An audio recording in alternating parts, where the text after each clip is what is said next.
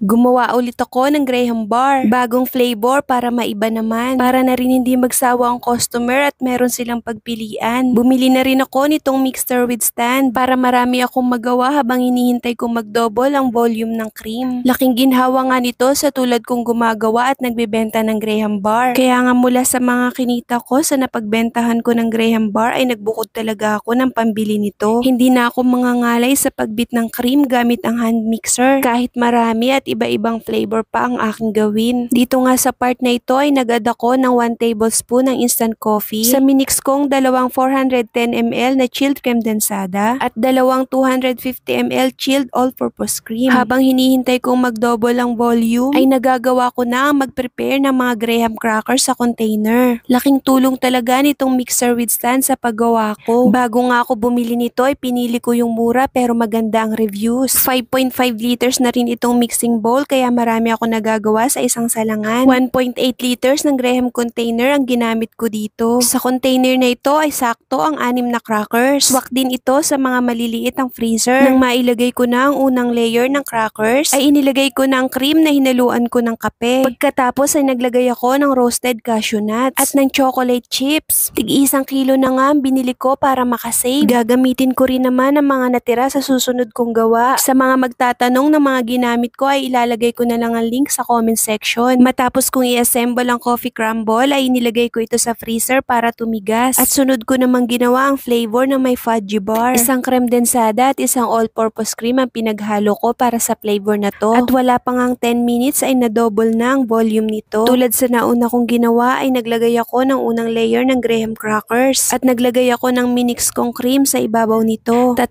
fudgy bar na dinurog ang ginamit kong filling dito. Binudbud ko lang ito para maging filling at naglagay ulit ako ng cream. Muli ako naglagay ng crackers sa ibabaw at inilagay ko ito sa freezer para tumigas. Nagtry akong bumili ng 8x19 cm na ice cream wrapper pero mahirap ipasok ang graham bar lalo na kung makapal. Para hindi masayang ang mga wrapper na binili ko ay ginawan ko na lang ito ng paraan. Ginupit ko ang plastic sa ibabang part at sa gitna para bumuka at ginamitan ko ng scotch tape pang seal at natuwa ako sa naging resulta. At kung tatanungin nyo ako kung bibili pa ulit ako ng ganitong pambalot ay oo ang isasagot ko. Tingnan nyo at napakaganda. Ang listahan ng ingredients na ginawa ko ay ilalagay ko na lang sa description box. Maraming salamat sa panonood!